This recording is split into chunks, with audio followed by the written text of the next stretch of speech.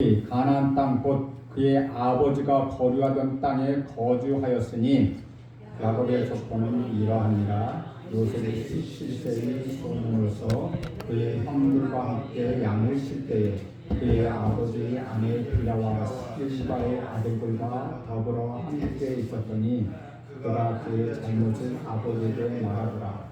요셉은 노년에 얻은 아들이므로 이스라엘이 여러 아들들보다 그를 더 사랑하므로 그를 위하여 채색 옷을 지었더니 그의 형들이 아버지가 형들보다 그를 더 사랑함을 보고 그를 미워하여 그에게 하나님을 막을 수 없었더라. 요셉이 꿈을 꾸고 자기 형들에게 말하매 그들이 그를 더욱 미워하였더라.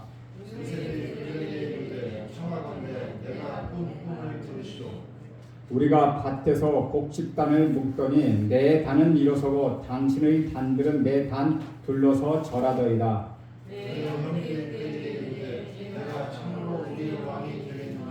참으로 우리를 다스리게 되겠느냐 하고 그의 꿈과 그의 말로 말미암아 그를 더욱 미워하더라.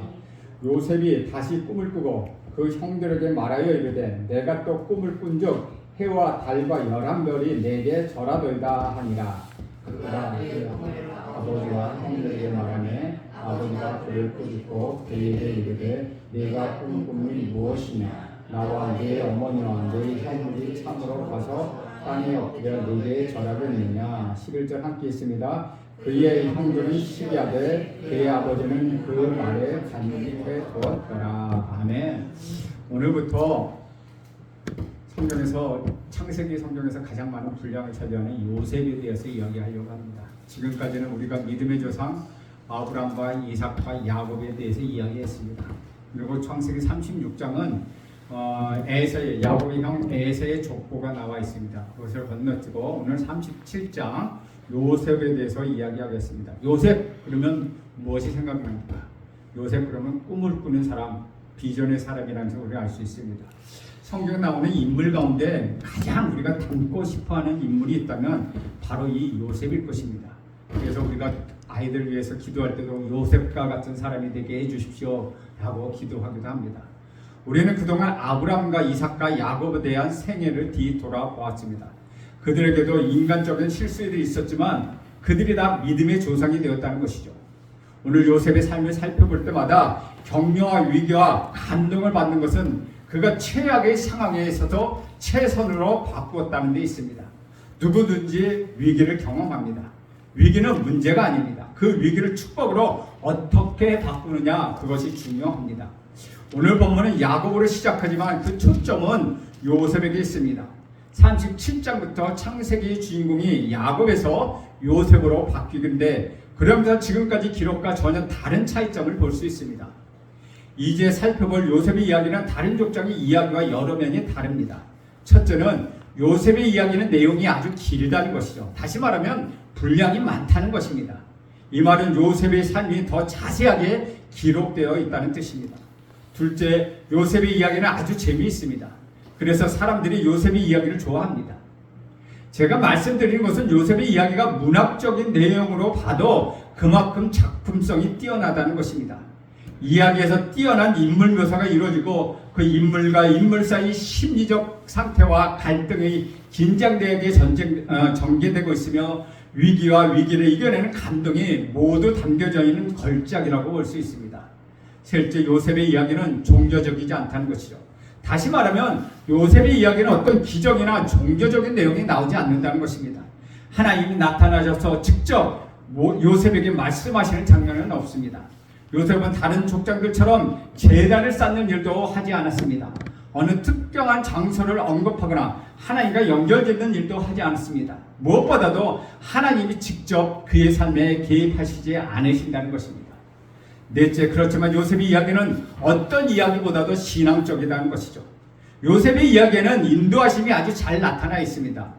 요셉이 형제들을 만나러 나가서 방황하고 있을 때 형들이 있는 곳을 아는 사람을 만났다든가 구덩이에 갇혀 있을 때 마침 애굽으로 가는 상인들이 그곳을 지나갑니다. 요셉이 어디 있든지 하나님이 요셉과 함께 하셨다는 것이죠. 그리고 결정적인 순간마다 요셉은 하나님을 언급합니다. 그래서 훗날 요셉은 형들 앞에서 이렇게 고백합니다. 창세기 45장 8절에 보면 그런즉 나를 이리로 보내신 이는 당신들이 아니요 하나님이시라. 요셉이 말한 것처럼 하나님이 보이지 않는 곳에서 요셉의 삶에 역사하시고 간섭하고 있었다는 것이죠. 다섯째, 요셉은 자신의 환경이나 조상을 탓하지 않습니다. 우리의 특징은 환경 탓, 조상 탓을 한다는 것이죠. 요셉을 보면 그렇게 억울하고 어려워도 하나님을 탓하지 않습니다. 그리고 자신을 힘들게 했던 사람을 원망하지도 않습니다. 그래서 요셉에 대한 감동이 있다는 것입니다. 저는 오늘 요셉의 이야기를 전하면서 요셉의 생애를 4가지로 이야기하고 싶습니다. 첫째, 그는 정직한 사람이었습니다. 오늘날 우리 시대의 위기는 정직의 위기라는 것이죠. 정직이 무너지면 모든 것이 무너집니다. 요셉은 정직한 사람이었습니다. 둘째, 요셉은 꿈을 꾸는 꿈의 사람이었다는 것이죠. 꿈을 꿀 줄 알았고 그 꿈을 이룰 줄 알았던 사람, 어떤 위기 속에서 그 꿈을 간직했던 사람, 그 사람이 바로 요셉입니다. 셋째, 요셉은 하나님을 신뢰하는 믿음의 사람이었다는 것입니다. 넷째, 요셉의 마지막 특징은 용서입니다. 요셉 생의 클라이맥스는 용서에 있다는 것이죠. 형들을 용서하고 모든 사람을 다 품고 나서 요셉의 생애는 마무리됩니다. 정직한 사람, 꿈의 사람, 믿음의 사람, 용서의 사람의 모습이 저는 여러분의 삶 속에서도 발견되길 간절히 원합니다. 이런 사람이 바로 우리 예수님이며 요셉이야말로 가장 예수님을 닮은 사람이라는 것이죠. 오늘 본문을 생각하고 싶은 것은 바로 요셉의 정직성에 대해서 살펴보려고 합니다. 요셉은 정직을 타고났습니다. 그 정직은 또한 타고나야 한다는 것이죠. 내가 노력해서 정직해질 수는 있지만 천성적으로 정직해야 한다는 것입니다. 저는 여러분의 자녀들이 이 정직한 기질이 있기를 간절히 바랍니다. 아멘. 이 정직의 품성을 갖기를 간절히 바랍니다. 아멘. 어떤 사람은 태어날 때부터 사기성을 갖고 태어납니다. 아무리 노력해도 이 사기성을 벗어나기 어려운 사람이 있다는 것이죠. 요셉의 아버지 야곱이 바로 그런 사람이었습니다. 요셉을 공부하다 보면 아주 신기한 것이 많습니다. 어떻게 야곱 같은 사람에게서 요셉이 태어났을까 하는 것입니다. 이것은 불가능한 일 같습니다. 그러나 열왕기서들을 살펴보면 이러한 일들이 비일비재하다는 것을 우리는 또한 발견합니다. 야곱이란 말은 움켜쥔다는 뜻을 갖고 있으며 그는 사기꾼이었습니다. 형 에서의 장자권과 축복권을 훔쳤고 그것으로 인하여 집을 떠나 방랑한 세월을 보냈던 사람, 그 사람이 야곱이었습니다. 성경을 보면 놀라운 것이 참으로 많습니다. 이삭에게서 야곱이 나온 것도 놀랍고 야곱에게서 요셉이 나온 것도 참으로 놀랍습니다. 이 사실을 미뤄볼 때 부모 탓을 하지 말아야 합니다. 부모와 상관없이 요셉처럼 될 수 있다는 것이죠. 부모가 여러분이 따라하기 힘든 모습을 보여주고 그래서 여러분의 어려운 일을 많이 겪었다 할지라도 극복할 수 있다는 것을 기억하십시오. 요셉을 보십시오. 신기할 정도로 요셉은 그 모든 환경을 뛰어넘었습니다. 요셉은 아버지와 전혀 다른 기질, 전혀 다른 성품을 가지고 태어났다는 것이죠. 하나님은 그에게 천성적으로 거짓이 없는 양심을 주었습니다. 창세기 1장 2절을 보면 이렇게 시작합니다. 야곱이 가나안 땅 곧 그의 아버지가 거류하던 땅에 거주하였더니 야곱의 족보는 이러하니라. 요셉이 17세의 소년으로서 그의 형들과 함께 양을 칠 때 그의 아버지의 아들 비라와 실바의 아들과 함께 더불어 함께 있었더니 그가 그들의 잘못을 아버지께 말하더라 라고 기록합니다. 본문에서 요셉의 어린 시절 이야기는 소개하지 않습니다. 다만 잘 자란 17세 소년이 된 사춘기를 겪는 한참 예민한 나이였을 때부터 요셉을 소개하고 있습니다. 말씀을 살펴보면 요셉은 아버지의 형들과 함께 약속의 땅에서 자랐습니다. 이것은 요셉의 마음속에 어릴 때부터 하나님에 대한 약속, 믿음이 자랄 수 있는 터전이 되었습니다. 어떤 분위기에서 우리 자녀들이 자라느냐 하는 것은 대단히 중요합니다. 요셉은 일찍 어머니를 잃었습니다.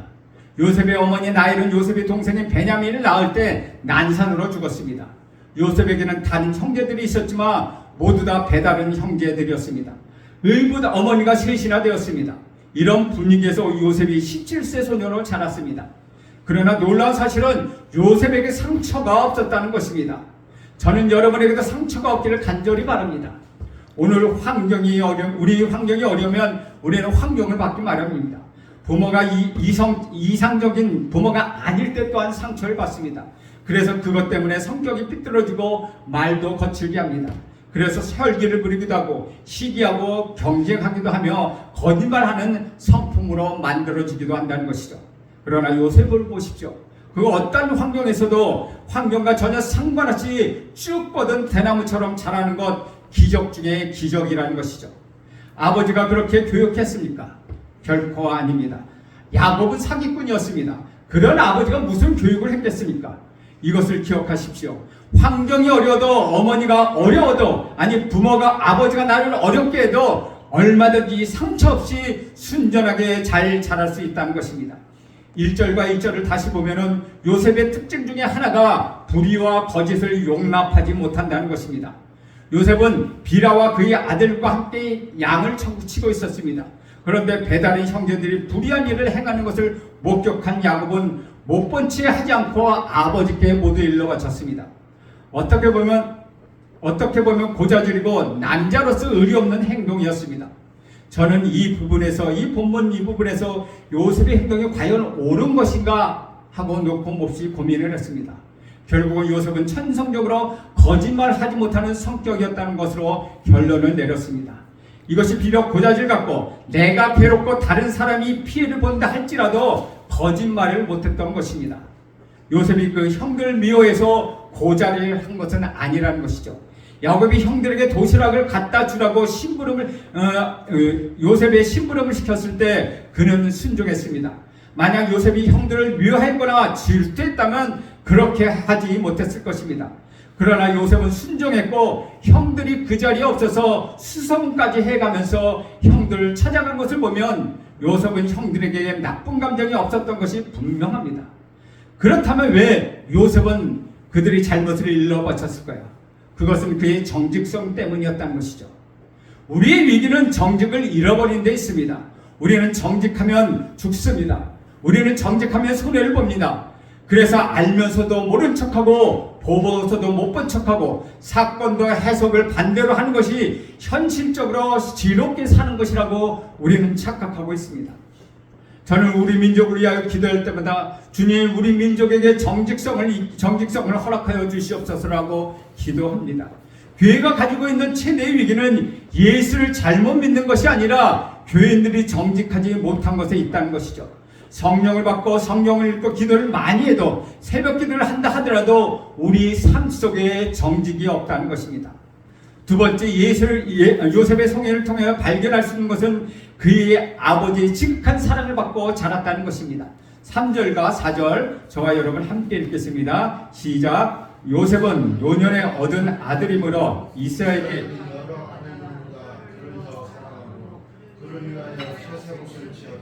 그의 형들이 아버지가 형들보다 그를 더 사랑함을 보고 그를 미워하여 그에게 편안하게 말할 수 없었더라. 이 구절을 보면 요셉에게 문제가 있는 것이 아니라 아버지에게 문제가 있는 것을 알 수 있습니다. 아버지는 요셉을 편애했습니다. 요셉에게 채소 옷을 짜서 입히니 다른 형제들이 시기하고 질투했습니다. 말도 험하게 했습니다. 그런 상황이 여기에 벌어지고 있는 것입니다. 야곱이 요셉을 편애하는 것을 이해할 수 있습니다. 4명의 부인 중에 요셉의 어머니였던 나엘은 야곱이 가장 사랑했던 여인이었습니다. 그래서 나엘이 낳은 아들을 야곱이 사랑한다는 것 이해할 수 있습니다. 또 어머니가 일찍 죽었기 때문에 아버지로서 안타까운 마음이 있어서 요셉을 누구보다 더 챙겼을 것이라는 것도 짐작할 수 있다는 것이죠. 그래서 성경에 보면 여러 아들들보다 그를 더욱 사랑하여 채색 옷을 지어 입혔다고 말씀하고 있습니다. 그러나 그 결과는 형들의 시기와 질투와 가정 불화였다는 것이죠. 우리는 여기서 두 가지를 배우게 됩니다. 하나는 편애는 자녀들에게 갈등을 준다는 것입니다. 편애는 가정에 불화를 가져옵니다. 부모도 인간이기 때문에 자녀 중에 어느 누구를 더 특별히 사랑할 수 있습니다. 그러나 오늘 본문을 통해서 보면 부모들이 배워야 할 것을 그럼에도 불구하고 편애해서는 안 된다는 것입니다. 똑같이 사랑을 나눠주도록 노력해야 한다는 것입니다. 둘은 야곱의 편애를 요셉의 입장에서 보면은 믿음의 확신이었다는 것이죠. 배달의 형제들 입장에서 보면 아버지의 편애는 몹시 불편한 것이었지만 요셉의 입장에서 보면은 아버지의 편에는 매우 놀라운 일이었다는 것이죠. 요셉은 특별한 대우를 받았습니다. 그랬을 때 아버지에 대한 요셉의 감정은 어땠을까요? 아마도 아버지는 내가 무슨 실수를 해도 다 용서해 주실 거야 라는 믿음이 있었을 것입니다. 아버지가 나를 사랑하는 것이 확실해, 그것을 의심할 여지가 없어 라고 생각하며 요셉은 자랐을 것입니다. 이것은 굉장히 중요합니다. 부모가 자신을 어떤 경우에도 용서하고 사랑한다는 믿음을 갖고 자라는 것이 그 아이의 미래에 얼마나 중요한 역할을 하는지 모른다는 것이죠. 내가 사랑받고 있다고 느끼는 것만큼 중요한 것은 없다는 것입니다. 우리 모든 비극은 거절감이 있습니다. 부모가 나를 거절하고 사람들이 자신을 믿어주지 않기 때문이라는 것이죠. 나를 이용했을 뿐이지 나를 사랑하는 것이 아니라고 느낄 때 우리의 인격의 위기가 찾아옵니다. 그러나 누군가 나를 정말 사랑한다, 자기 자식을 죽일 만큼 나를 사랑한다, 이 사랑은 진짜라는 믿음이 생기면 나 자신에게 변화가 일어나기 시작한다는 것입니다. 요셉은 아버지가 분명히 자신을 사랑한다는 확신에 차 있었습니다. 요셉은 사랑을 받고 자란 반면 다른 형제들은 불신 속에서 자랐다고 볼 수 있습니다. 저는 이것을 구원의 차원에서 이야기하고 싶습니다. 하나님의 사랑은 편애입니다. 내 아이에게 사랑을 받을 만한 조건도, 사랑을 받을 만한 자격도 없음에도 불구하고 하나님은 일방적으로 자기 아들을 십자가에 못 박혀 죽이시기까지 여러분을 사랑하셨고, 여러분이 하나님의 사랑을 거절할 그때에도 하나님은 그 오랜 시간 동안 여러분이 돌아오기를 기다리시고 계신다는 것입니다. 하나님의 사랑은 한순간도 쉰 적이 없습니다. 하나님의 사랑은 단 한 번도 좌절한 적이 없습니다. 그래서 저와 여러분이 하나님의 사랑 안에 녹아버리는 것입니다. 주 안에서 사랑하는 여러분, 여러분이 편애받고 자랐다는 사실을 아십니까? 하나님의 사랑과 야곱의 사랑의 차이는 이것입니다. 야곱은 요셉만 편애했고 하나님 여러분 모두를 편애하신다는 것입니다. 하나님은 깊고 넓고 크기를 측량할 수 없는 그 사랑을 무조건 여러분에게 부어주신다는 것입니다. 저는 여러분의 자녀들이 부모의 무한한 사랑과 무한한 신뢰를 받고 자라는 자녀들이 되길 간절히 소원합니다. 단 한 번도 부모의 따뜻한 사랑과 용서를 받아보지 못하고 자란 자녀는 불행해질 수밖에 없다는 것이죠. 그러나 여러분 안심하십시오. 하나님은 여러분을 편애하십니다. 부모는 여러분을 버린다 할지라도 우리 하나님은 저와 여러분을 버리시지 않으신다는 것입니다. 세 번째, 요셉은 꿈을 먹고 자란 사람이었습니다. 이것은 소년 시절의 특징입니다. 요셉은 정직하게 자랐고 사랑을 받고 자랐으며 꿈을 먹고 자랐습니다. 5절에서 10절에 보면 이렇게 기록합니다. 요셉이 꿈을 꾸고 자기 형에게 말하며 그들이 그를 더욱 미워하였더라. 요셉이 그들에게 이르되 청하건대 내가 꾼 꿈을 들으시오. 내가 밭에서 곡식단을 묶더니 내 단은 일어서고 당신들의 단은 내 단을 둘러서서 절하더이다. 그의 형들이 그에게 이르되 내가 참으로 우리 왕이 되겠느냐, 참으로 우리를 다스리겠느냐 하고 그의 꿈과 그의 말로 말미암아 그를 더욱 미워하더니 요셉이 다시 꿈을 꾸고 그의 형들에게 말하여 이르되 내가 또 꿈을 꾼 적 해와 달과 11별이 내게 절하더이다 하니라. 그가 그 꿈을 아버지와 형들에게 말하며 아버지가 그를 꾸짖고 그에게 이르되 내가 꾼 꿈이 무엇이냐, 나와 내 어머니와 내 형들이 참으로 가서 땅에 엎드려 내게 절하겠느냐. 요셉은 참으로 정직했습니다. 그는 사랑을 받고 자랐습니다. 그러나 요셉의 가장 큰 특징은 비전의 사람, 꿈의 사람이었다는 것이죠. 그는 날마다 꿈을 꾸며 살았습니다. 요셉이 17살 때 일어났던 일입니다. 그는 평생 동안 있을 수 없는 꿈을 꾸게 됩니다. 이 꿈 때문에 요셉은 역경과 모험과 위기 속에서도 살아날 수 있게 되었습니다. 꿈을 꾸는 사람들의 눈은 반짝거립니다. 배가 고파도 반짝거리고 실패해도 반짝거립니다. 꿈이 있는 민족은 결코 망하지 않습니다. 꿈이 있는 사람은 미래가 있습니다. 저는 여러분 모두에게 성령의 꿈, 하나님의 꿈이 가득하기를 축원드립니다. 요셉의 꿈은 어떤 것이었습니까? 좀 특이한 꿈이었습니다. 꿈에는 두 가지 종류가 있습니다. 자기가 만들어낸 꿈이 있습니다. 어릴 때 가난하게 산 사람은 부자가 되고 싶은 꿈이 있습니다. 이것은 인간의 꿈입니다. 나로부터 나온 꿈과 하나님으로부터 온 꿈은 큰 차이가 있다는 것이죠. 우리는 내가 꾸는 그 꿈을 가리켜 백일몽이라고도 말합니다. 그러나 요셉의 꿈은 자기가 만들어낸 꿈이 아니라 하나님이 주신 꿈이었습니다. 우리는 여기서 가장 중요한 정의를 내리기를 원합니다. 그리스도인이 갖는 꿈은 하나님이 주신 것입니다. 하나님이 주신 것이어만 또한 합니다. 그렇기 때문에 포기할 수 없습니다. 하나님이 주신 꿈이기 때문에 그 꿈은 반드시 이루어진다는 것입니다. 요셉의 꿈은 어떤 것입니까? 첫 번째 꿈은 자기가 묶은 곡식단이 있는데 그 단은 일어서고 형들이 묶은 곡식단이 자기 단에 절을 했다는 것입니다. 이것이 말이 됩니까? 상식에도 맞지 않고 이해할 수도 없는 말입니다. 그런데 사실입니다. 이 꿈은 13년 후에 온전히 이루어짐을 우리는 볼 수 있습니다. 하나님의 꿈은 일반적으로 사람들이 이해하지 못합니다. 이것은 미래에 일어나는 일에 대한 암시이기 때문입니다. 꿈의 본질을 이해하지 못하면 사람들을 미워하고 분노하고 시기하고 공격합니다. 이것이 하나님이 주신 꿈의 특징이라는 것입니다. 교회도 마찬가지입니다. 교회가 여러분의 이성과 상식에 맞지 않는 이야기를 가끔 할 수 있습니다. 저도 그렇게 하고 싶지는 않습니다. 그러나 꼭 해야만 한다는 것이죠. 그것이 하나님이 갖고 계신 이상이기 때문이라는 것이죠. 여러분에 대해서도 여러분의 자신에 대해서도 마찬가지라는 것입니다. 요셉이 두 번째 꿈을 꾸는데 매우 이상한 꿈입니다. 요셉은 버티고 서 있는데 하늘의 해와 달과 별 11개가 요셉에게 절을 했다는 것입니다. 너무나도 황당하고 말이 되지 않았습니다. 그러나 놀라운 것은 13년 후에 이 꿈이 이루어졌다는 것입니다. 형들이나 아버지 입장에서 보면 요셉의 꿈을 이해하기 어렵고 받아들이고 힘들었습니다. 이것이 바로 하나님의 꿈이라는 것이죠. 꿈은 하나님이 주십니다. 하나님이 주신 꿈은 황당무계한 성격을 갖고 있습니다. 여러분, 요셉의 나이를 한번 보십시오. 그는 17살입니다. 그는 이미 상식과 비상식을 구별할 수 있는 나이였습니다. 그는 이 말을 내가 하면은 나에게 이로울지 혹은 해로울지 판단할 수 있는 나이입니다. 이런 꿈을 꿨다면 말하지 않는 것이 낫습니다. 보나마나 욕먹을 꿈이고 치기와 질투를 받을 꿈이 분명한데 그는 이야기했습니까? 이야기했습니다. 왜 그렇게 이야기했겠습니까? 요셉은 꿈은 정직하게 이야기했다는 것이죠. 우리는 여기서 또 하나 배우게 되는 것이 있습니다. 하나님의 꿈은 말하지 않고 결코 견딜 수 없다는 것이죠. 여러분, 예레미야를 한번 보십시오. 예레미야 선지자를 한번 보십시오. 자기 민족이 망한다는 계시를 받았습니다.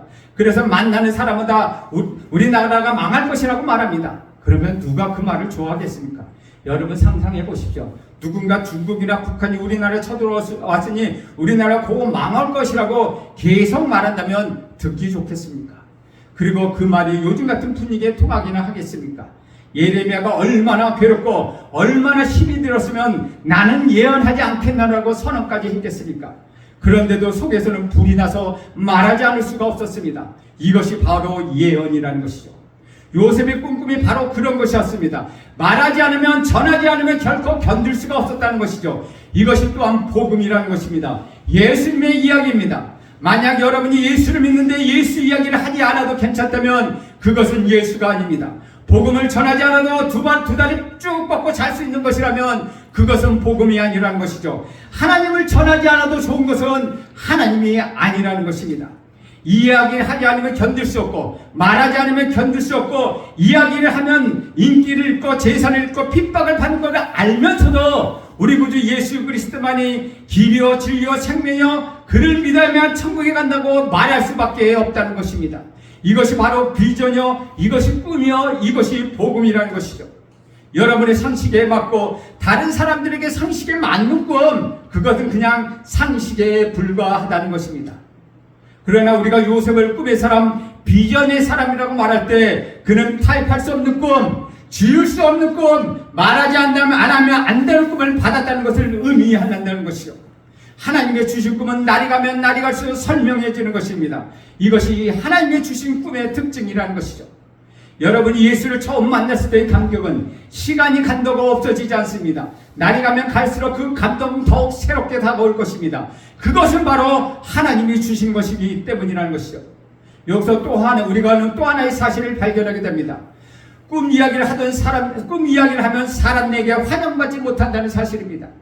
이것이 하나님의 꿈의 특징이라는 것이죠. 형들도 비판하고 아버지도 비판합니다. 비판을 넘어 미워하기까지 합니다. 그래서 하나님의 꿈을 가진 사람은 늘 외롭습니다. 하나님의 꿈을 가진 사람은 어떤 면에서는 거절을 당합니다. 그럼에도 그 꿈을 갖고 그는 살아갑니다. 노아는 방주를 짓는 꿈을 꿨습니다. 바다에 방주를 만들면 누가 뭐라고 하겠습니까? 그런데 산꼭대기에 방주를 만드니 아무도 이해할 수가 없었습니다. 방주 모양과 배 모양이 아니고 이상하게 생긴 것을 보니 아무도 그 용도를 몰랐다는 것이죠. 노아만이 그 꿈을 가지고 120년 동안 방주를 만들었습니다. 아브라함은 믿음의 조상이 되는 꿈을 가지고 있었습니다. 여러분에게는 무슨 꿈이 있습니까? 여러분이 만든 꿈이 아니라 하나님이 주신 꿈, 새 하늘과 새 땅의 꿈, 우리 조국이 통일되는 꿈, 세상이 변화되는 꿈, 하나님께서 여러분에게 주신 꿈, 어떤 것이 있습니까? 사람은 밥이 아니라 꿈을 먹고 사는 존재입니다. 동물의 특징은 비전이 없다는 것입니다. 꿈이 없고 비전이 없다면 우리는 동물과 같다는 것입니다. 먹고 자고 쾌락을 누리고 물질에 만족하는 것은 그 이상도 그 이하도 아닌 아무것도 아니라는 것이죠. 죽는 순간까지 꿈 이야기를 할 수 있는 꿈의 사람, 믿음의 사람, 환상의 사람이 바로 미래를 열어가고 세상을 변화시키는 사람이라는 것입니다. 우리 예수님은 십자가를 지는 꿈이 있었습니다. 십자가를 때 우리 예수님은 거부하지 않았습니다. 십자가를 향하여 당당히 우리 예수님 나가셨습니다. 그래서 십자가를 지셨기 때문에 온 인류를 구원하실 수 있었다는 것이죠. 아멘. 주 안에서 사랑하는 여러분, 꿈을 꾸기에 너무 늙었다고 여러분 생각하지 마십시오. 아직도 여러분의 인생은 그 꿈이 다 펼쳐지지 않았다는 것입니다. 여러분의 가장 훌륭한 시는 아직 다 쓰여지지 않았습니다. 여러분의 가장 훌륭한 아름다운 노래는 아직 다 불려지지 않았습니다. 여러분의 최고의 날은 아직 살아가지 않는 그 날들입니다. 가장 넓은 바다는 아직 항해하지 않았습니다. 가장 먼 여정은 아직 끝나지 않았습니다. 하나님은 여러분에게 꿈을 주시는 하나님이십니다. 아직 여러분의 인생은 다 쓰이지 않았습니다. 성령은 여러분의 꿈을 이룰 수 있도록 도와주시는 분이십니다. 그런데 여러분이 하나님의 하나님의 음성을 듣지 못하는 이유가 있습니다. 내 목소리가 너무 크면 다른 사람의 목소리가 들리지 않는다는 것이죠. 내 생각, 내 꿈, 내 계획이 많은 사람은 하나님의 음성이 들리지 않습니다. 그러나 나의 것을 포기하면 비로소 하나님의 음성이 들리게 되는 것입니다. 저는 여러분 모두가 하나님의 음성을 듣게 되기를 간절히 소원합니다. 사랑하는 여러분, 여러분의 생각을 포기하십시오. 여러분의 꿈을 포기하십시오. 여러분의 계획을 포기하십시오. 저는 여러분의 삶이 하나님의 꿈으로 가득 채워지기를 간절히 원합니다. 여러분의 삶을 하나님의 꿈으로 가득 채우십시오. 여러분의 인생의 비전의 인생이 되게 하십시오. 그러면 여러분의 인생의 꿈이 가득 찬 그 영광된 인생을 살게 될 것입니다.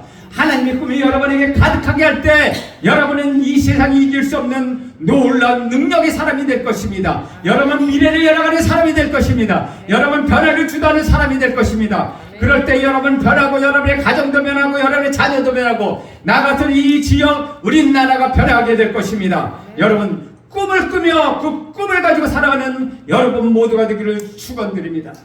기도하겠습니다.